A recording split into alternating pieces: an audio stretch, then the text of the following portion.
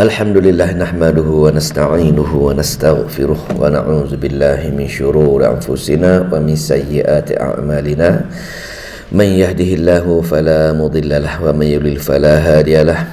Wa nashhadu an la ilaha illallah wahdahu la syarika lahu wa nashhadu anna Muhammadan abduhu wa rasuluh.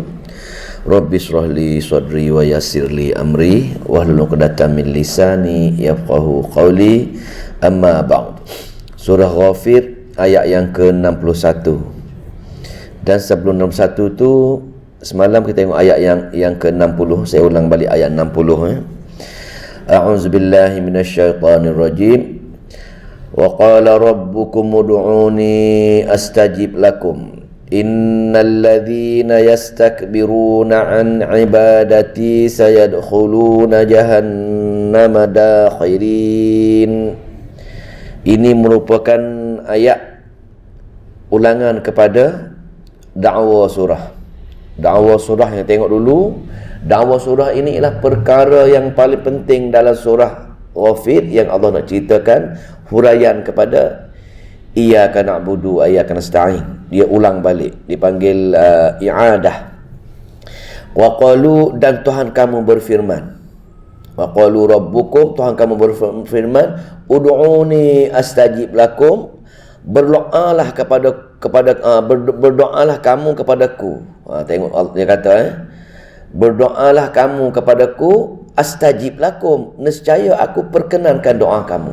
Tengok Allah nak sangat kita berdoa dengan dia, pasal tak boleh kita berdoa dengan selain daripada dia.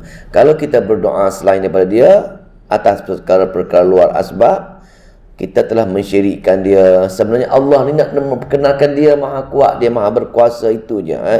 Maka dia minta dengan kita berdoa. Jadi sesiapa yang tak berdoa apa jadi? Kalau siapa yang tak berdoa, itu orang itu sombong. Itu masalahnya. Kalau kita tak berdoa dengan Allah, Allah kategorikan kita sebagai orang yang sombong. Rasa diri cukup kaya, rasa diri cukup tak bergantung harap dengan dia. Sebab itu sifat kaya diri ini masalah kita. Kalau rasa kita ni ada sifat komplit dah, rasa tak bergantung dengan Allah, kita dalam keadaan kritikal. Orang yang rasa diri dia serba cukup dan lantas tak pernah minta dengan Allah Subhanahu Wa Taala, kena cek diri dia berada dalam keadaan kritikal, amat kritikal, pasal dia tak bergantung kepada Allah Subhanahu Wa Taala. Dikhawatiri golongan itu masuk golongan orang yang sombong. Innal ladzina yastakbiruna an ibadati, sesungguhnya orang-orang yang sombong, takbur daripada beribadat dan berdoa kepadaku. Tengok sesungguhnya orang tak rasa nak berdoa dengan Allah, rasa dia cukup, rasa dia serba cukup, maka sayadkhuluna jahannama dakhirin, akan masuk mereka ke dalam neraka jahanam dalam keadaan yang hina. Tengok ni. Bahayalah kalau kita ni rasa leka, rasa cukup, buat amal saja tanpa berdoa, maka Allah kata masuk orang yang sombong, maka mereka akan masuk ke dalam neraka jahanam dalam keadaan hina. Itu ulangan kepada fad'ullaha mukhlishina lahuddin, dakwa pada ayat yang ke-14 dulu. Ada masalah minta dengan Allah, ada hajat minta dengan Allah, penuh keikhlasan baru Allah terima. Macam ini pun minta berdoa dengan dia penuh keikhlasan, baru dia terima, baru dia perkenalkan doa kita. Jadi bila Allah buat dakwa, pengulangan dakwa, maka Allah pun memperkenalkan diri dia lah, memperkenalkan diri dia, siapa dia, dalil bukan diri dia, dalil kekuatan dia, dalil kehebatan dia. Allahul ladzi ja'ala lakumul ladzi ja'ala lakumul laila litaskunu fihi wan nahara mubsira. Innallaha ladzu fadlin 'alan nasi walakinna aktsaran nasi la yashkurun. Allah yang menjadikan malam untuk kamu supaya kamu berhak padanya. Ini saya tahu ulah kita baca ya, pasal dia dah jelas. Allah yang menjadikan malam untuk kamu supaya kamu berhak padanya. Allah jadi malam untuk kita berhak, dan menjadi siang terang benderang supaya kamu bekerja. Siang bekerja, malam untuk tidur, lihat. Sesungguhnya Allah sentiasa melimpah kurnianya kepada manusia seluruhnya. Maka Allah buat malam, Allah buat siang itu, tapi kita tak sedar itu anugerah Allah. Itu sumbangan Allah, itu jasa Allah. Tengok malam tak ada rasa apa-apa, tengok siang tak ada apa-apa. Ini pun kita dalam penyakit ni. Tengok malam rasa berlaku malam ni, bila matahari tak ada jadi malam, kita rasa biasa. Biasa ni penyakit juga. Pasal penyakit tak nak bersyukur dengan Allah. Siang hari kita pergi kerja, tak rasa bersyukur dengan Allah. Siang hari tu Allah buat. Jadi ni. Dah betul, walakin aktsaron nasi la yashkurun. Kebanyakan manusia tidak bersyukur. Kalau kita rasa macam ni, termasuk kita dalam teguran Allah. Kebanyakan manusia tak bersyukur. Siang kita pergi kerja, malam tidur, tak ada rasa nak bersyukur dengan Allah atas nikmat Allah buat malam, Allah buat siang untuk kita. Lain kali dah nak beramal dengan ayat ni, hari-hari tengok malam, subhanallah, Allah buat malam untuk aku rehat, seronoknya. Macam tu. Siang hari, alhamdulillah, seronoknya, subhanallah, maha suci Allah yang buat siang hari ni, boleh aku bekerja, boleh aku mencari rezeki. Itu kena hadir perasaan macam itu. Dalam ayat yang lain, surah Al-Imran, Rabbana ma khalaqta hadza batila, tidak aku buat malam siang secara sia-sia tu. Tidak malam kan, bila kita bangun tidur malam, bangun nak sahur ke bangun tahajudnya, selak langsir rumah tu, duduk tengok langit, berdoa ketika tu. Pasal apa? Allah buat malam nak siang tu, bukan sia-sia tu. Rabbana ma khalaqta hadza batila, tidak aku buat malam dan siang sia-sia. Lepas tu minta doa lah, subhanaka wa qina azabannar, berdoa subhana suci Allah, aku mohon dengan dia untuk menjauhi dari neraka jahanam. Kita tengok besar pahala dia, amat besar doa kita untuk Allah Subhanahu wa taala ketika bangun nak tahajud pagi-pagi. Walakin aktsaron nasi la yashkur, tapi kebanyakan manusia tidak bersyukur. Jadi bila ada malam Allah buat, siang Allah buat, jadi atas faktor tu, siapa dia? Zalikumullahu rabbukum. Ayat yang ke-62 tu, zalikum, yang bersifat demikian, ia boleh buat malam, ia boleh buat siang untuk kita. Sayangnya Allah dengan kita semua, kasihnya Allah dengan kita, banyaknya jasa dengan dia, dengan kita. Zalikumullah, itulah Allah, rabbukum, Tuhan kamu, khaliqu kulli syai', dialah yang menciptakan setiap sesuatu, bukan setakat langit bumi saja, segala sesuatu pun dia yang ciptakan. Dia jaga kita, dia buat kita, dia tidurkan kita, dia bangunkan kita. Dia siapa dia? La ilaha illahu, tidak ada yang lain daripada dia. Kenapalah kita nak minta, nak bergantung harap dengan lain? Kenapalah kita tidak nak membalas jasa-jasa dia? Fa anna tufakun, kenapa kita berpaling daripada nak buat jasa dengan dia, nak balas jasa dia, nak bersyukur dengan dia? Kenapa kita ada bergantung harap kepada perkara-perkara selain daripada dia? Kenapa kita nak minta dengan yang lain bersama-sama Allah, nak minta dengan yang lain selain daripada dia? Kadzalika, ayat nombor 3, kadzalika yufaku, sebagaimana mereka berpaling, yufaku alladzina kanu biayatillahi yajhadun, sebagaimana terpalingnya mereka daripada menyembah Allah, daripada seru Allah, yakni bersama-sama Allah mereka bergantung harap juga kepada perkara lain selain daripada Allah, maka terpaling. Maka wahai Muhammad, bukan setakat umat kamu saja yang tak yakin dengan Allah Subhanahu wa taala, minta juga dengan perkara lain. Umat-umat dahulu pun sama juga. Kanu bi ayatillahi yajhadun, terpaling juga orang-orang yang terdahulu yang mengingkari keterangan-keterangan Allah. Sesiapa rasa yang tak balas jasa Allah, tidak bersangka baik dengan Allah, tak puas hati dengan benda-benda kita berdoa dengan Allah, Allah tak makbul lagi, cepat-cepat putus asa dan mula bergantung harap dengan perkara lain, itulah orang yang mengingkari keterangan-keterangan Allah Subhanahu wa taala. Jadi bila dengar ayat-ayat macam ini, ada hajat berdoa dengan Allah, tak sempurna lagi, berdoa lagi. Macam tu dia kena buat.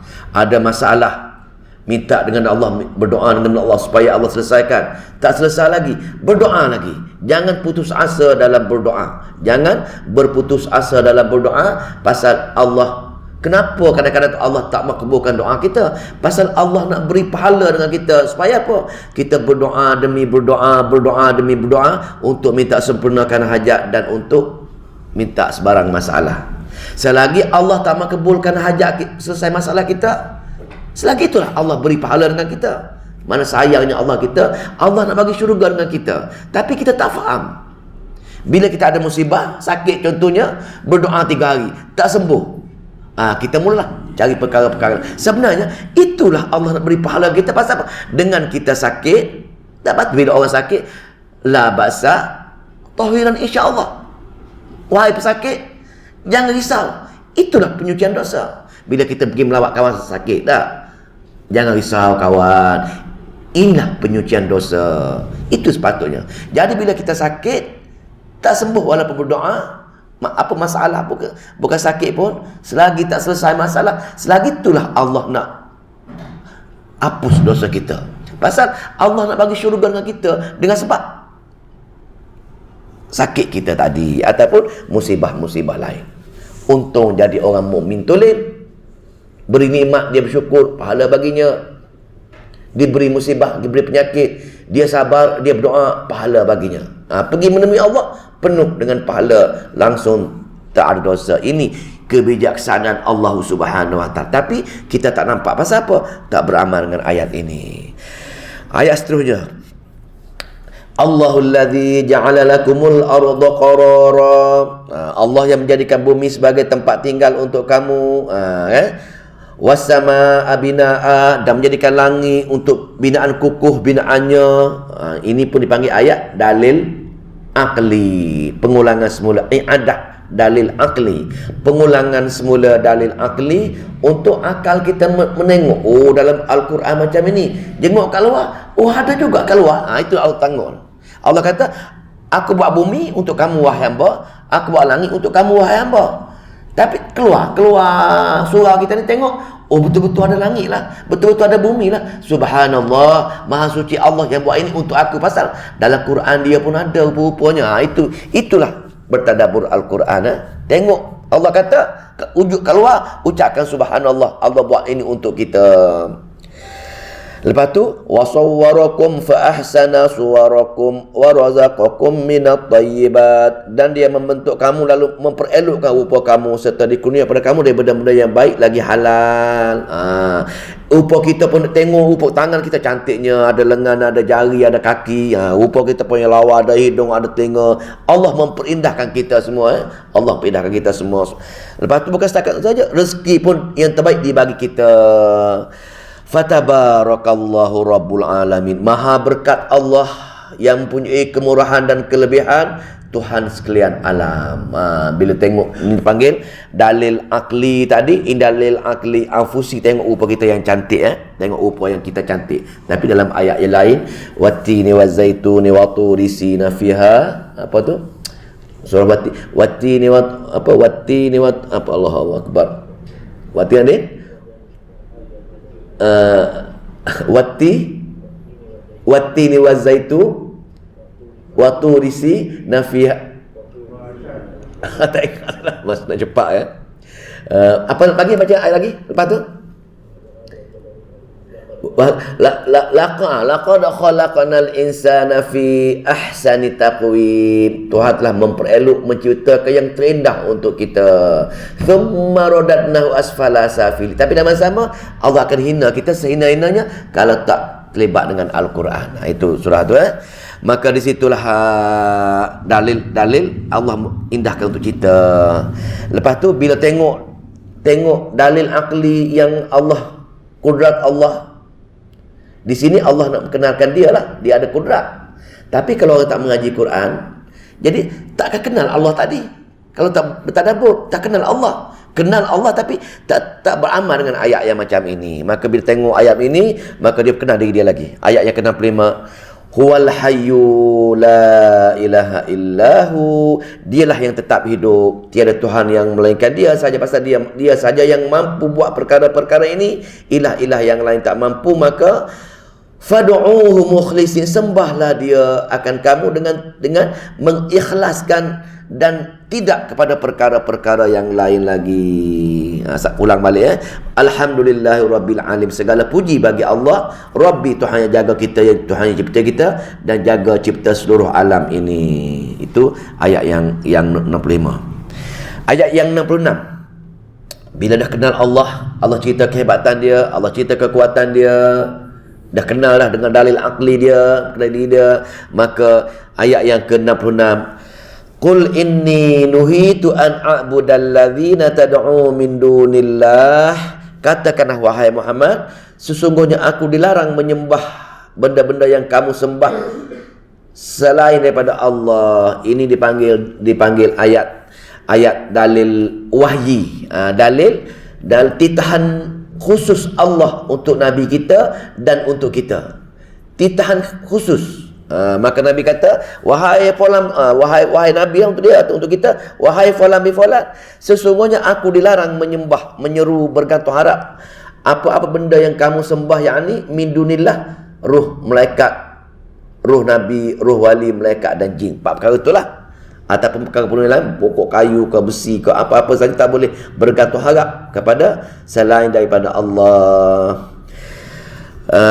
Min dunillah lamma ja'aniyal bayyinah, sehingga datang kepadaku bukti-bukti yang jelas min rabbi, daripada Tuhanku. Jelas pasal kita pun dah terima arahan, dah tahu dah sekarang ni, dah tahu dah tak boleh fad'ullaha mukhlis, tak bersembah selain daripada Allah, maka kena betul-betul untuk Allah semata-mata. Dah tahu dah benda tu, pasal Allah yang bagi tahu dalam kitabnya. Wa umirtu, dan aku diperintahkan supaya tunduk, wa umirtu patuh, wa umirtu an uslima li rabbil alamin, daripada perintahku sekalian alam. Itu ayat dia. Itu ayat dalil wahyu, itu pun pengulangan ayat juga. Maka ayat 67 saya ringkas pasal dah belajar banyak kali ini. Huwallazi khalaqakum min turabin thumma min nutfatin thumma min 'alaqatin thumma yukhrijukum tifla thumma litablughu ashuddakum thumma litakunu syuyukha wa minkum man yutawaffa min qablu wa litablughu ajalan musamma wa la'allakum ta'qilun. Ini pun dipanggil dalil akli, dalil akal juga ni. Allah nak cerita dia yang buat kita ni. Dalil akli anfusi, dalil akal tentang manusia. Allah ceritanya, wahai hamba, aku yang buatmu tu.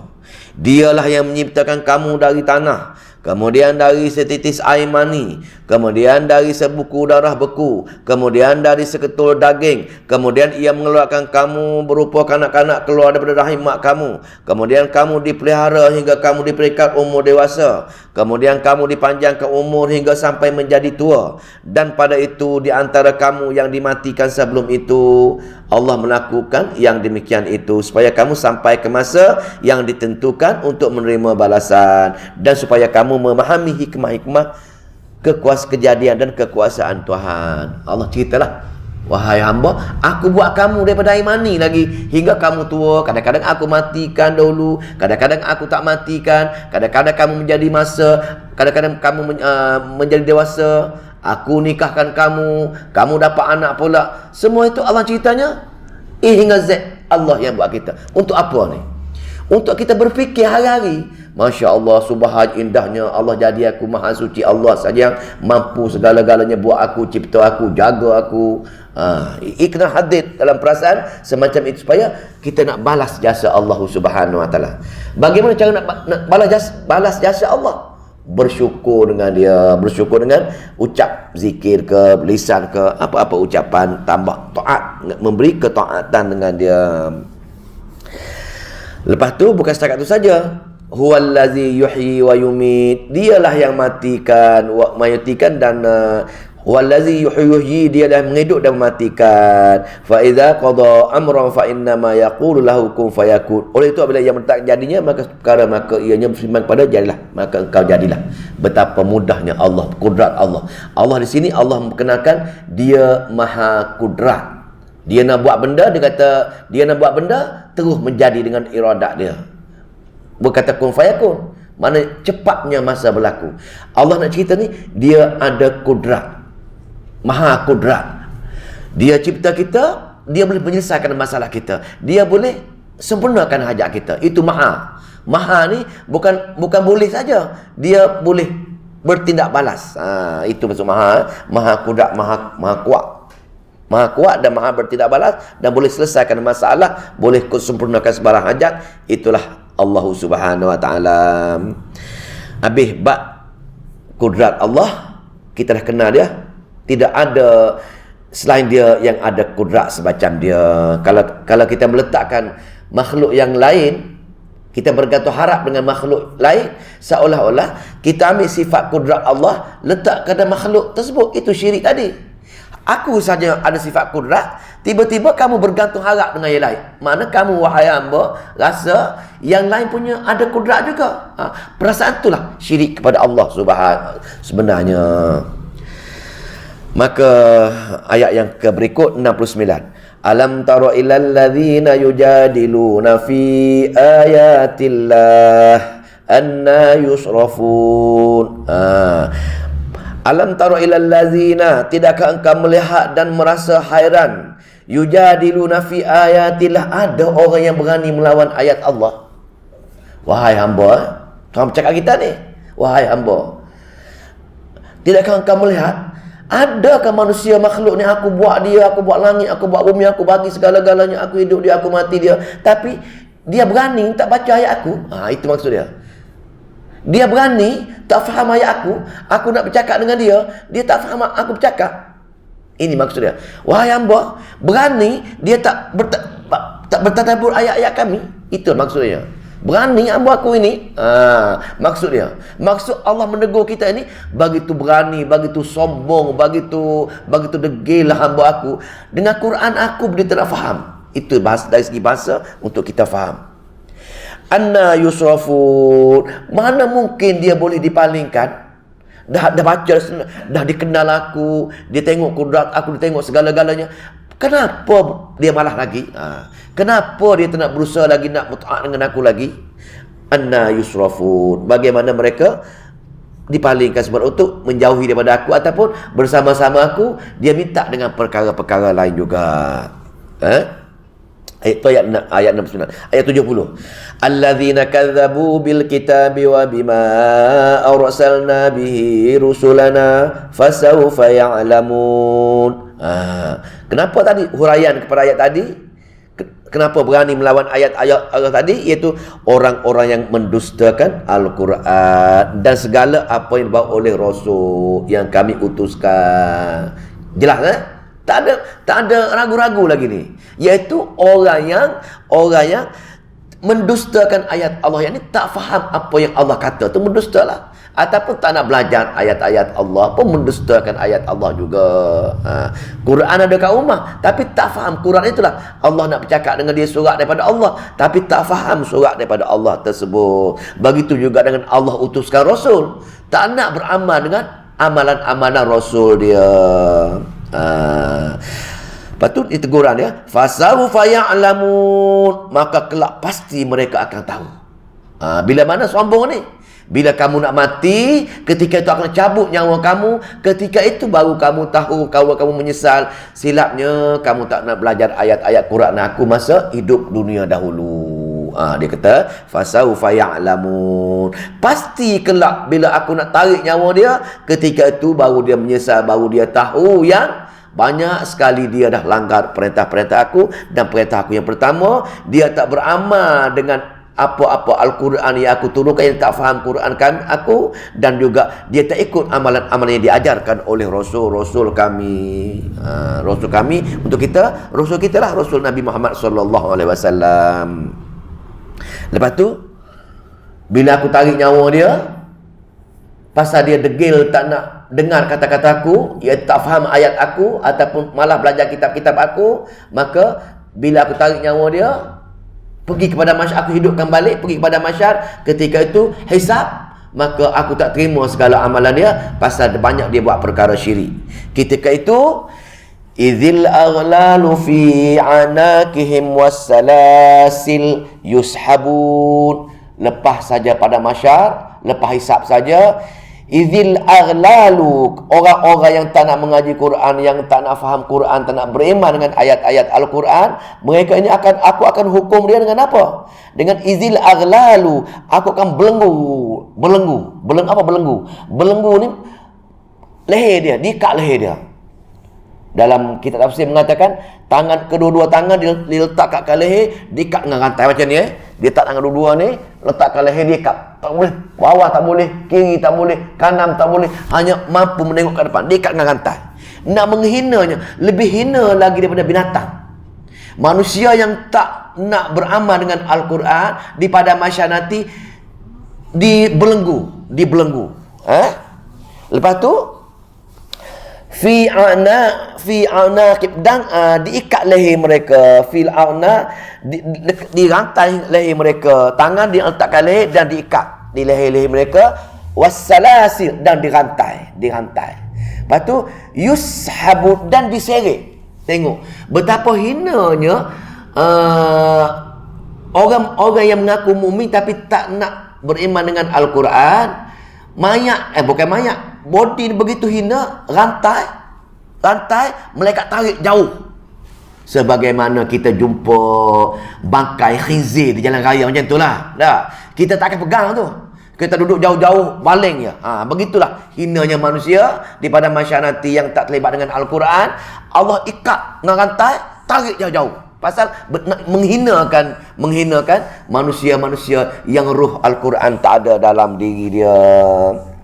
Tarik dalam ayat lain, tarik menuju ke neraka tadi, dia tanya, alam ya'tikum rusulun minkum yatluna alaikum ayati rabbikum. Tanya dulu yang kamu dipinangkannya ni, tak ada kau orang baca ayat-ayat aku pada kamu yang menyebabkan kamu dihina macam ini.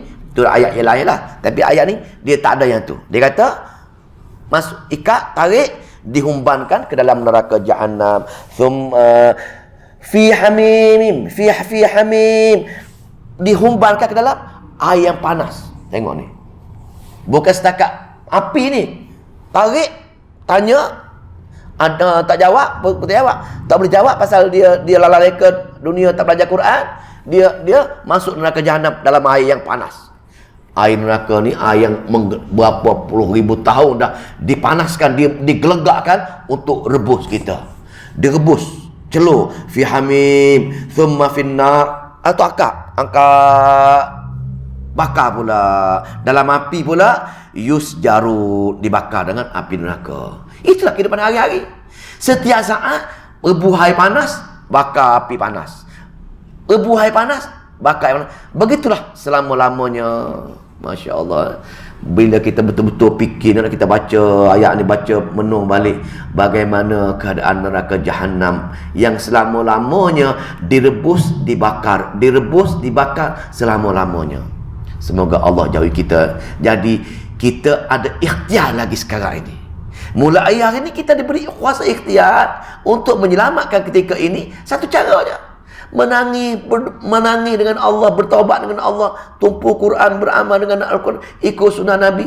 Itu saja peluang yang kita ada sekarang. Kalau tidak, kita menempuh nasib malam sebeginilah, siang malam, tak henti-henti, rebuh bakar dalam neraka Jahannam.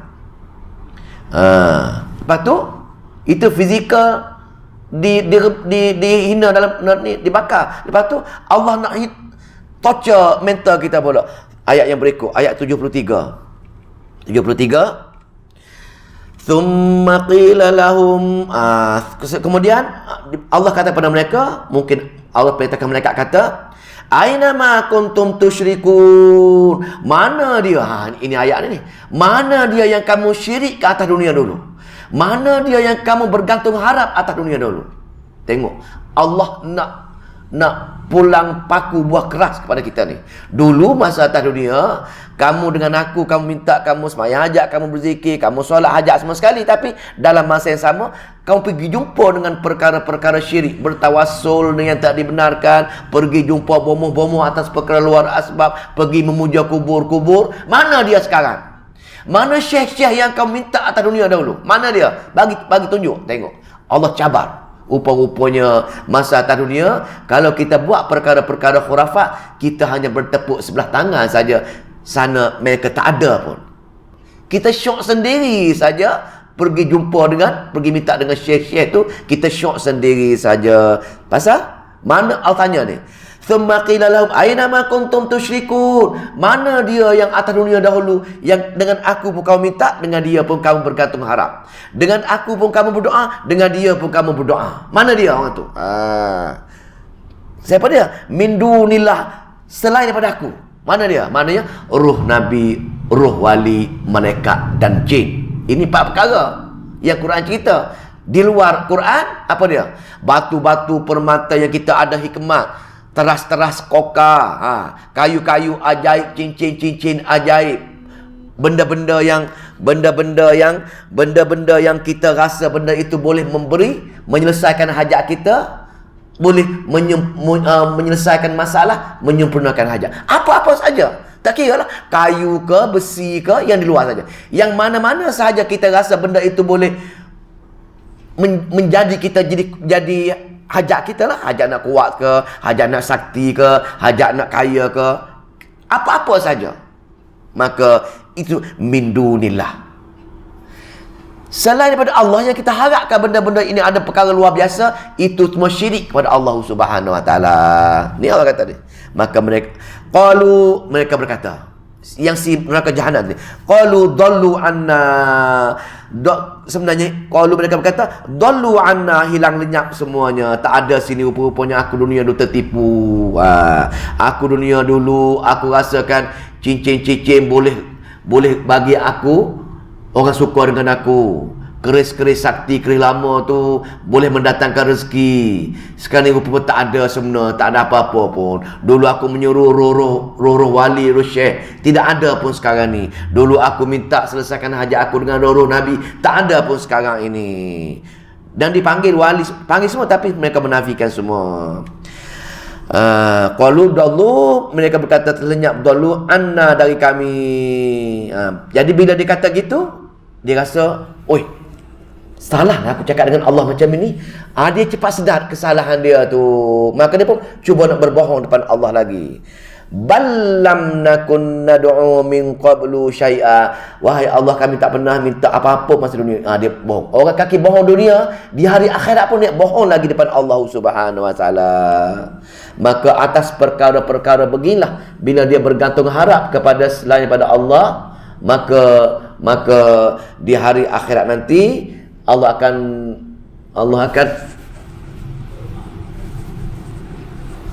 di hari akhirat nanti, maka Allah akan temukan dengan dalil-dalil bukti semua. Maka kadzalika, dan demikianlah disebabkan golongan tadi dengan Allah pun bergantung, dengan selain Allah pun bergantung, yudillullahul kafir, maka Allah yang sesatkan golongan-golongan ini. Allah sesatkan golongan-golongan ini.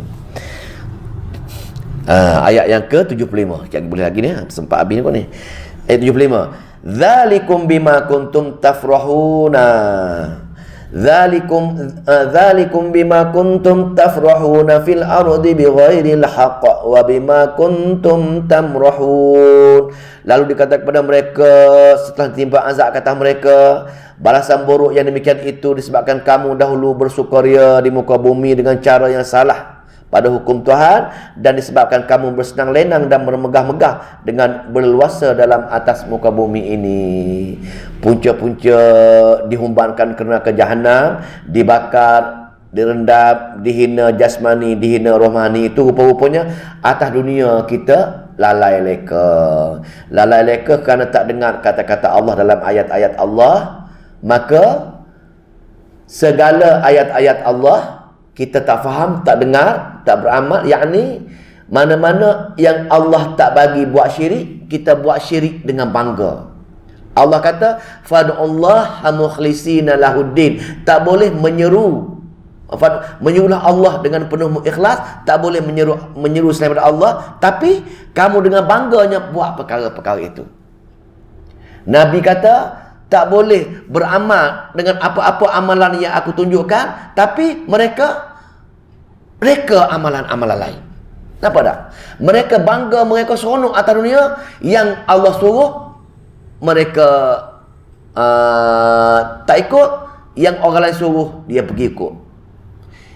Ajar Nabi ajar, dia tak ikut, dia pergi ajar benda lain dengan cara Dia sombong dari segi dalaman dia, luaran dia.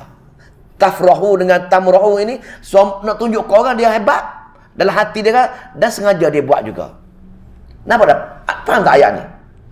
Nak cerita di sini, perkara-perkara khurafat, perkara-perkara syirik dengan perkara-perkara bid'ah ni, orang yang tak mengaji Quran, tak mengaji hadis, dia bangga buat benda tu. Dan dia nak tunjuk ke orang yang dia betul ajaran dia. Ini ayat ni. Punca dia masuk neraka jahanam kerana atas dunia yang benar dia tak buat. Pasal dia tak baca Quran, tak baca hadis. Tetapi yang dia rasa benar, yang dia rasa betul-betul berlaku, yang ni perkara-perkara syirik dengan perkara-perkara bid'ah, sebagai besar buat ni. Dia bukan saja buat, dia bangga dengan perbuatan itu, sama ada dari segi amalan dia, sama ada dari segi perbuatan dia. Dia nak tunjuk-tunjuk pada orang lain yang dia buat itu betul. Nampak tak? Perkara-perkara yang bercanggah dengan Al-Quran dan Sunnah, perkara Sunnah dia tak buat. Dia buat perkara bid'ah, tapi dia war-warkan bid'ah dia tu. Dia war-warkan dari segi kata-kata dia, dari segi perbuatan. Tafrahu dengan tamrahu. Dia berbangga pasal dia masyarakat besar. Maka dia berbangga dengan amalan-amalan dia. Contoh, dia buat perkara-perkara yang tak ada dalam agama. Dia ajak pergi. Bukan setakat buat. Dia berbangga dengan amalan dia. Dia menyalahkan orang lain yang buat benda itu tak betul. Ini punca dia. Punca dia tafrahu dengan tamrahu. Dia bangga dengan amalan dia rasa betul, walaupun bercanggah dengan Al-Quran dan Sunnah, dan dia bangga dengan dia tunjuk ke orang. Dia panggil, dia puja-puja kamu, tengok kamu buat ni. Dia rasa dia berbangga dengan amalan dia dan akidah dia tadi. Itulah sifat mereka. Ayat 26, dengan sebab kita berbangga dengan amalan-amalan salah, kita menyertai golongan orang-orang yang buat amalan salah. Kita berbangga dengan akidah yang salah. Kita menyertai orang yang akidah salah. Untuk golongan-golongan ini, udkhulu abwaaba jahannam. Masuklah kamu dalam neraka jahannam, khalidina fiha, kekal selama-lamanya. Tengok ayat ni. Mana ada dalam Al-Quran Allah ceritakan kamu bunuh orang, masuk neraka kekal. Kamu mencuri, masuk neraka kekal. Kamu mengumpat, masuk neraka kekal. Tidak ada satu pun ayat dalam Al-Quran kisah orang dosa amalan masuk neraka jahanam kekal. Dalam Al-Quran masuk neraka kekal sebagai bid'ah. Pasal kita akidah salah, buat perkara-perkara amalan yang bercanggah dengan tauhid, maka udkhulu abwaaba jahannam. Masuk neraka jahanam. Apabila? Khalidina fiha, kekal selama-lamanya. Tengok. Sebab tu saya tekankan sangat dalam tafsir Quran mana-mana, dosa yang paling besar adalah dosa syirik kepada Allah Subhanahu wa taala. Dosa syirik tidak ada maaf, tidak ada ampun bagimu kecuali dia sedar kesalahan dia. Bila dia sedar, dia tinggalkan.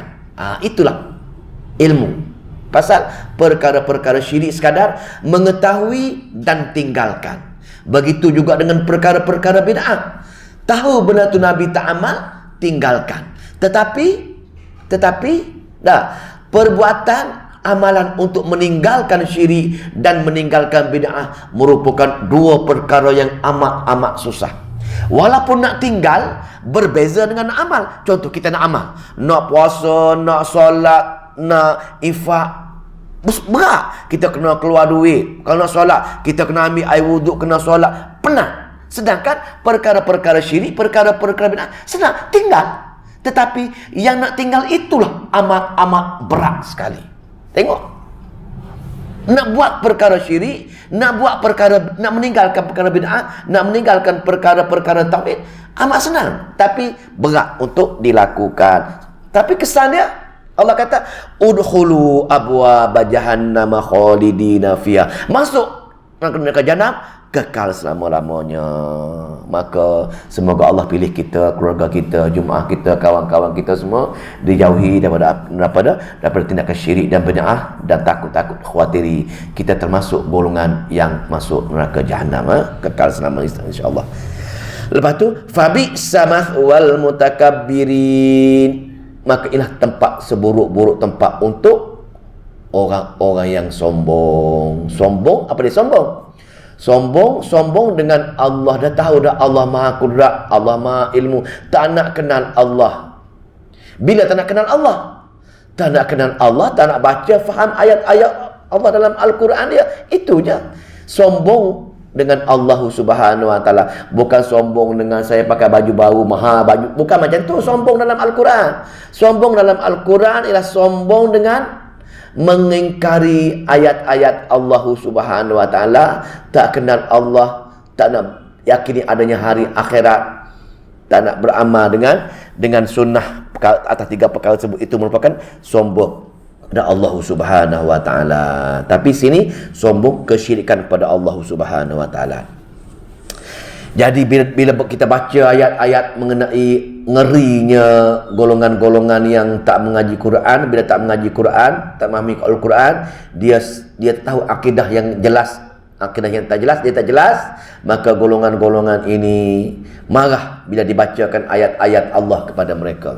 Pasal bila dibaca ayat-ayat Allah, cerita bab syirik, cerita bab bid'ah, maka mereka akan marah. Dan ceritanya, kita baca ayat Al-Quran kepada golongan yang buat amalan-amalan salah ini, walaupun dia orang Islam ke, walaupun dia orang bukan Islam ke, bila baca ayat-ayat Allah kepada dia, kalau dia tak faham, dia tak marah. Seronok dia mendengar orang baca ayat-ayat Allah. Nak suara yang baca Quran itu suara qori, suara yang sedap, suara yang manis, memang orang semua suka dengan dia.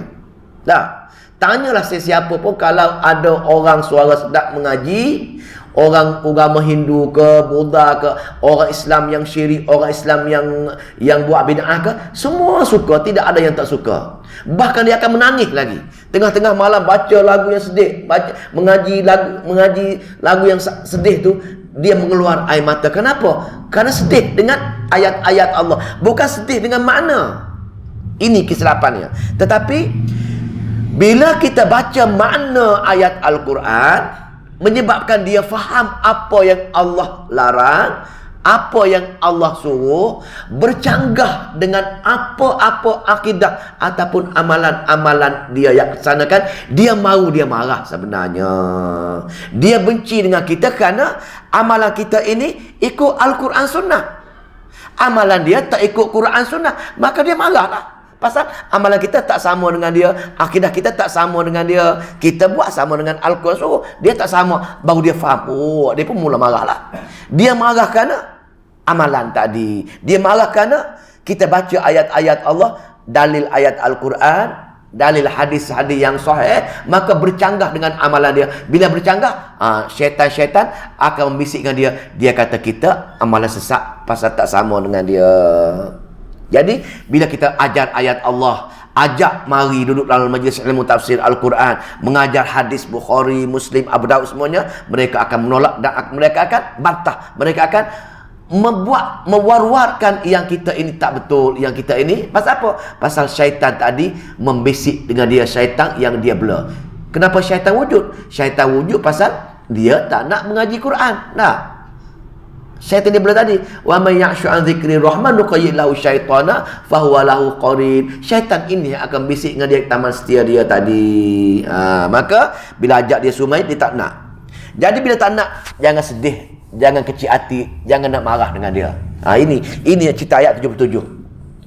Bila Nabi baca ayat-ayat Allah kepada orang Arab jahiliah, bercanggah dengan akidah dia lawan, dia tak terima Nabi. Jadi Allah memujuk Nabi. Untuk Nabi, untuk kita pun sama. Allah sedang pujuk kita sekarang ini. Jangan kecil hati, jangan nak marah, kena sabar bila orang benci kita.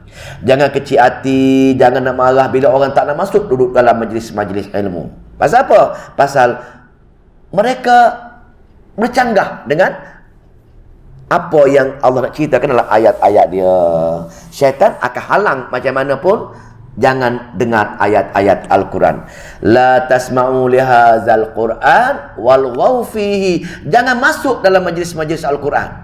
Jangan masuk. Dan kalau masuk pun, Jangan faham. Tidur ke, buat bising ke, jangan mendengar ayat-ayat Allah Subhanahu wa taala. Pasal apa? Takut-takut faham ayat Allah. Bila faham, dia akan berpaling. Itu maksudnya. Maka bila orang tolak macam itu, maka Allah berfirman, fasbir, bersabarlah wahai Muhammad. Bersabar. Inna wa'dallahi haqq. Sesungguhnya janji Allah tentang perkara kebenaran pasti berlaku. Jangan takut wahai Muhammad, sabar. Kamu dah melaksanakan titahan Allah untuk menyebar ayat-ayat Allah. Pasti orang lain benci dah. Pasti orang lain benci, pasti orang lain tak suka pasal bercanggah dengan amalan-amalan mereka, tapi kebenaran pasti berlaku. Last sekali dah kita baca ayat sebelum ni apa dia? Bila kita menyebar ayat Allah, pasti kebenaran akan halang kebatilan akan hilang, kebenaran akan menjelma. Tetapi bila itu kadang-kadang ketika kita hidup, kadang-kadang ketika kita dah mati, baru kebenaran menjelma. Nabi pun masa Nabi hidup tak dapat lagi yang hidup. Kadang-kadang Allah tunjukkan dia matikan 70 pemuka-pemuka Arab yang lawan dia. Bila dia mati, Nabi wafat, banyak perkara 1/3 dunia Islam dah takluk semua sekali. Maknanya kemenangan yang sebenar, hak yang sebenar, mungkin kita masa kita hidup, mungkin lepas kita hidup atas dunia. Tapi yang penting lagi, di hari akhirat itu yang confirm, pasti Allah akan menolong bersama-sama kita. Dan kita baca ayat semalam, Allah akan membantu kita di hari akhirat, di pada mahsyar sana pasti Allah bersama dengan orang yang terlibat dengan Al-Quran. Itu fa imma nuriyannaka ba'dal ladzina 'iduhum aw natawaffayannaka fa ilaina yurja'un. Wahai sahabat Muhammad, kebenaran pasti berlaku untuk orang yang terlibat dengan Al-Quran. Kamu berpendaklah menyebar ayat-ayat kami, pasti kami akan perlihatkan kepada kamu azab, kami janji kepada mereka, ataupun kami wafatkan kamu. Masa dunia, kadang-kadang dunia kami adakan, kami tunjuk kepada kamu, ataupun selepas kamu wafat, aku cerita kepada kamu. Pasal apa? Pasal fa ilaina yurja'un, kepada kamilah semua sekali dikembalikan. Orang degil, orang sombong tadi, aku akan hukum dia. Tapi orang yang ikut kamu wahai Muhammad, orang yang bersama-sama dengan Al-Quran, pasti aku akan bela dia. Pasal apa? Dia nak ke, tak nak ke, apa-apa ke, pasti fa ilaina yurja'un. Dengan kami dia akan kembalikan, kami akan tanya apa perbuatan dia atas dunia dahulu. Kenapa kamu tak terlibat dengan ayat-ayat kami? Kenapa kamu sombong dengan ayat-ayat kami? Pasal apa? Pasti tidak ada jalan. Tidak ada jalan singkat. Pasti dia akan fa ilaina yurja'un. Ayat 78. Ayat 78 kita sambung pada dengan habis ni 78-76 untuk ruang untuk sampai besok lah. Masa pun dah hampir itu dah. Ayat 78 saya baca saja lah. Walaqad arsalna rusulan min qablika minhum man qasasna 'alaika wa minhum man lam naqsus 'alaik wa ma kana li rasulin in ya'tiya bi ayatin illa bi idznillah fa idza jaa amrullahi qudiya bil haqq wa khasira hunalikal mubtilun. Ini panggil ayat dalil dan sungguhnya kami telah mengutuskan beberapa rasul sebelummu, di antara mereka ada yang kami cerita pada perihal kamu. Ini cerita dalil nakli, dalil nukilan. Allah ceritakan bab rasul-rasul pun sama wahai Muhammad. Jangan kamu bersabar, jangan kamu bersedih. Rasul-rasul sebelum pun kamu sama juga. Mereka pun aku perintahkan untuk ajar kepada untuk bawa ayat Allah kepada mereka. Kadang-kadang Rasul tu aku bagi tahu nama, kadang-kadang Rasul tu aku tak bagi tahu nama kepadamu wahai Muhammad. Yang 25 orang tu aku bagi tahu lah nama dalam Al-Quran aku. Tapi ramai lagi Rasul-Rasul dan Nabi aku tak bagi tahu kepada kamu wahai Muhammad. Mereka pun sama saja, mereka dihina, mereka diseksa, mereka dibunuh, mereka dipukul, mereka dan sebagainya bila menyebarkan ayat-ayat kami. Nah, ceritanya supaya Nabi bersabar dengan dalil nukli yang Allah turunkan, semua sama. Jadi kita pun perlu bersabar, semua sama. Orang terlibat dengan ayat-ayat Allah, sebahagian besar tidak akan menyukai, hinggalah Allah clearkan semua sekali hingga habis baka. Itulah perangai golongan-golongan dunia yang terpengaruh dengan dunia. Kita akan sambung besok insya-Allah. A'udzubillahi minasyaitonirrajim. Bismillahirrahmanirrahim. Allahumma salli wa sallim wa barik ala Muhammad. Allahumma faqihna fi din wa 'allimna ta'wil wa hdina ila sawa'is sabil. Allahumma fiqna lima tuhibbu wa tarda waj'al akhiratana khairan minal ula. Radina billahi rabban wa bil islami dina wa bi Muhammadin nabiyyan wa rasulah. Rabbana atina fid dunya hasanah wa fil akhirati hasanah wa qina azabannar. Walhamdulillahi rabbil alamin.